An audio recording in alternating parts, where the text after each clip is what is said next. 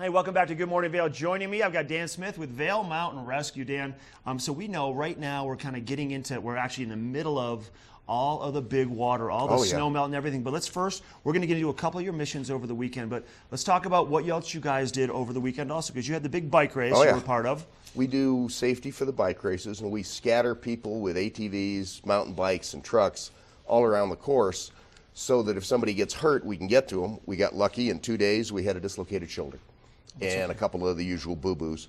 But there are places in that race course, especially the one around Hardscrabble, it's a 4-hour carryout, and you can't do it with any mechanized equipment. It's just too nasty a trail. It takes 10 or 12 guys, and you have to be standing there. Right. So we did that, and then we'll be doing part of the safety for the creek drop. We do the get the rope across the river to bring the guy back part. Right, so we're talking about, so we'll just mention, so the GoPro Mountain Games get going on Thursday, and the Steep Creek Challenge up at Homestead Creek is what you're talking about when you say the creek drop. It is beautiful for folks to come look at because you're right next to the water. You're going to be watching closer the best kayakers in the world. Oh, it's pretty hard to get close without falling. I know, that's the whole point, and that's what we want to get into now because Ken and I have been talking about it during the show, and the rivers right now, we had a lot of heat over the weekend, which really let that snow go up on the mountain. The rivers are enormous right now, and they are ripping out there. There's no margin for error at all with anything with the rivers. No. And one of our missions was a river mission. We had done 2 others that were loose boats in the water, and we always chase them because there may or may not be a human involved. Both these boats got away from the guy, and he was on the bank, no problem. But this one, I want to bring up the first slide. This was at kayak crossing, and somehow this individual accelerated. That's just a raft in the water. He accelerated his car into the center of the river and went upside down doing it. Wait, so where that big light is, there's a car upside down? There's a car upside down, roughly where that big light is. He got some range on him. But what we do is we work with fire, with the sheriff's office, with the towing companies, with Ambi, get the guy out first. He was a little shook, so we're not sure whether or not there's another person in the car or on the bank, so you got to get the car out. A little shook? Oh, he was a little shook, And so we put a fireman, that's his car, hold that one a while. That's his car after it came out of the water.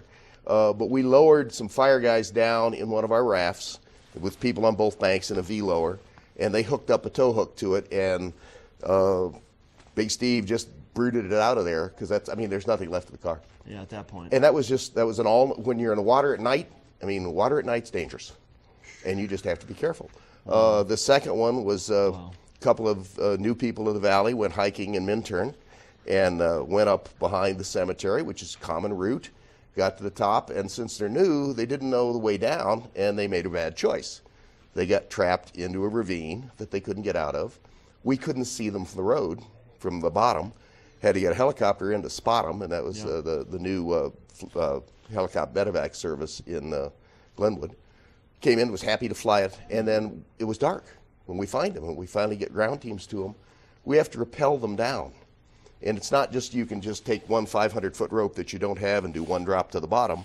There were 10 different rappels running from 15 feet to 150 feet with 2 people that don't know how to rappel. Yeah. And our guys. And it was very technical and very interesting.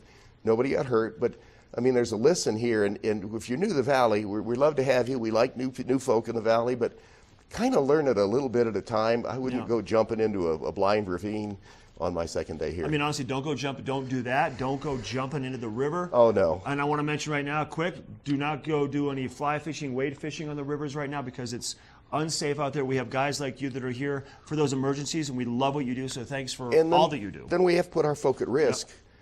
People that jump in after their dogs. Your dog's going to float. Yep. He's going to get out. Don't go in You're after not. Your dog. That's right. You float like this. Your dog floats like that. That's right. He's going to come out. But just try and do things the right way. Thanks for all you guys do at Vail Mountain Rescue. Seriously, Appreciate thank you.